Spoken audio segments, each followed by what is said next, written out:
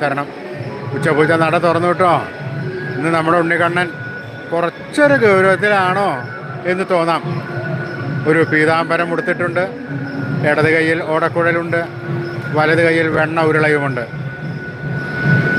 സ്വർണ്ണ കിരീടം ചാർത്തി, കിരീടത്തിന്മേൽ തിരുടിമാലയും വനമാലയും ചാർത്തിയിട്ടുണ്ട്, തിലകങ്ങൾ ചാർത്തിയിട്ടുണ്ട്, സ്വർണ്ണമാലകൾ ചാർത്തിയിട്ടുണ്ട്. എല്ലാം നല്ല ശോഭയോടുകൂടി തിളങ്ങി നിൽക്കുന്നുണ്ട്.